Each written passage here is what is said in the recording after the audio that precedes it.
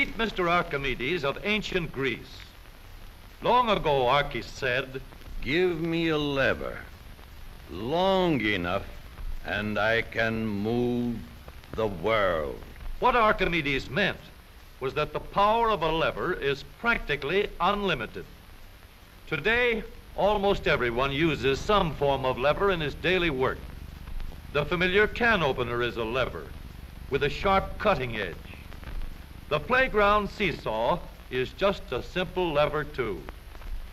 It takes a lot of force to start a freight car moving, yet the railroad man can start the heaviest freight cars easily with a pinch bar, a powerful lever which turns the wheel. Tough luck, old boy. Here's a place where a lever comes in mighty handy. Let's take the simplest kind of lever, a rigid bar working on a fixed support called a fulcrum. One end of this lever is twice as long as the other. Let's put a 10-pound weight on this end, and now we'll put half as much weight on this end. 5 pounds balance 10. If we have 25 pounds to lift, we just use a longer lever.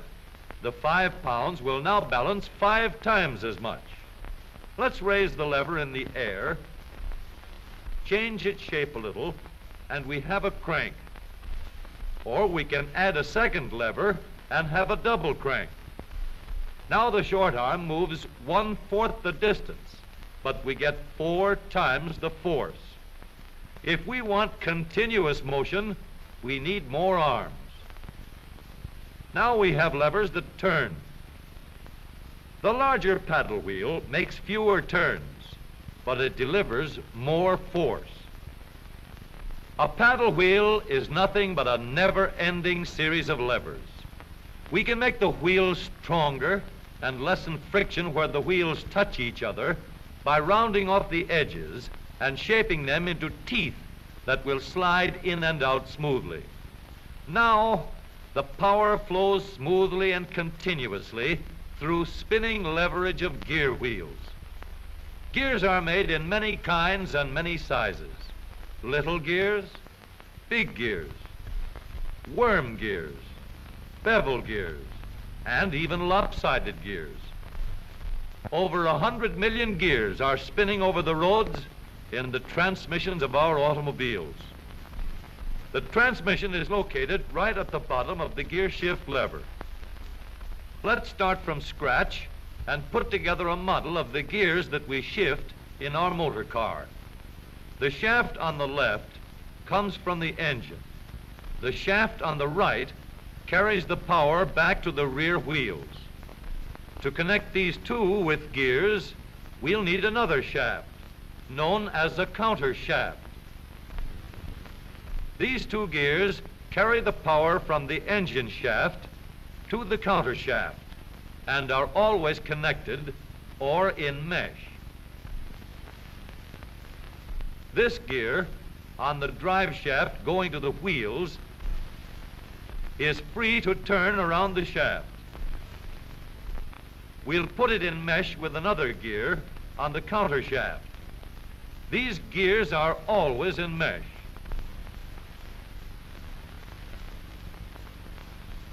And keep turning while the engine is running.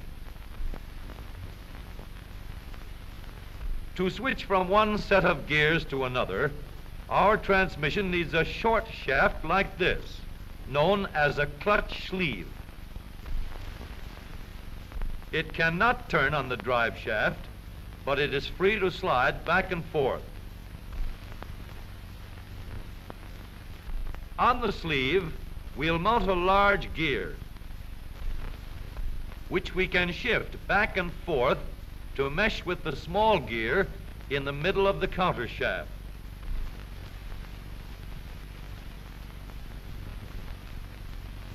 We are now in neutral.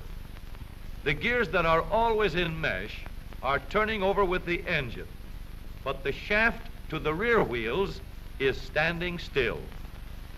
A 3,000-pound automobile takes a lot of force to start. So in low speed, we get the greatest leverage by letting the smallest gear on the counter shaft turn the largest gear on the drive shaft. The engine on this model is running at a constant speed of 90 revolutions a minute. With low gears in mesh, the rear wheel is turning at 30 revolutions a minute, about a third the speed of the engine, but with 3 times the force. The power is going through these gears in the transmission.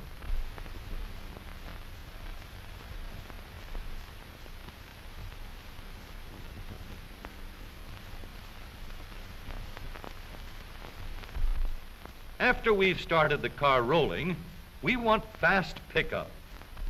So we shift into second by sliding the sleeve backward to mesh with this gear on the shaft to the rear wheels. The wheel is now turning at 60 revolutions a minute, and the power flows through these gears.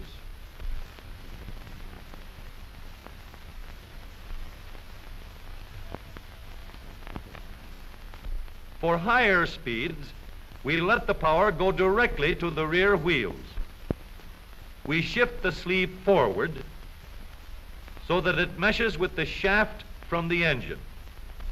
The power travels straight from the engine to the drive shaft. Now the shaft to the wheels is turning at 90 revolutions a minute, the same speed as the engine. But here's a problem. An automobile must be able to go backward as well as forward.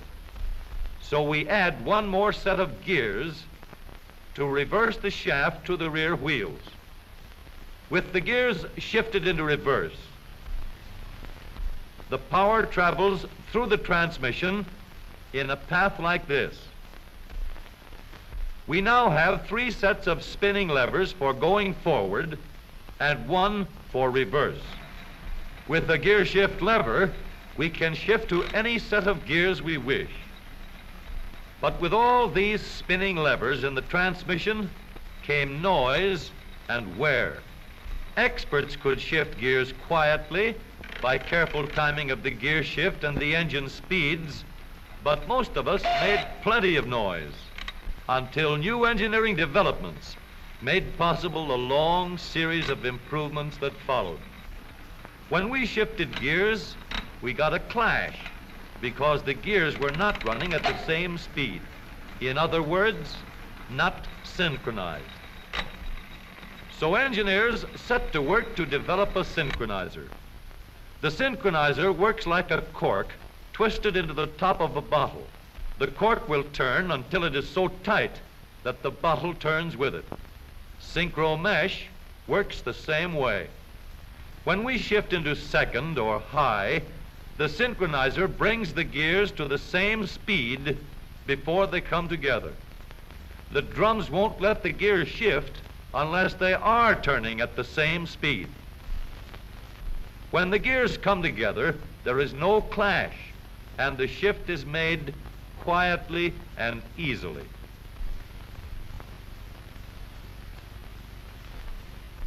In the transmission of the up-to-date automobile, we have a powerful low gear to give us a strong spinning leverage in starting.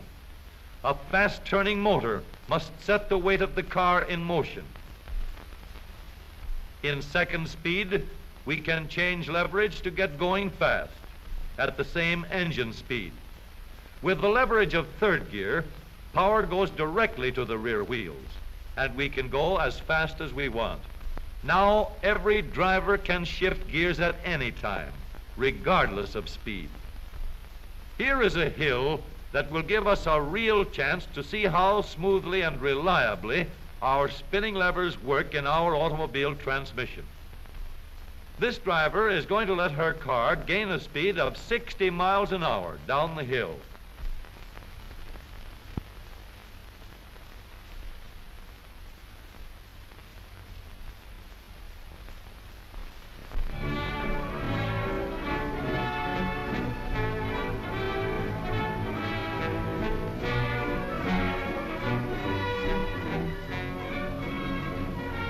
Then she will shift into second speed and bring her car easily and safely under control before it reaches the bottom of the hill.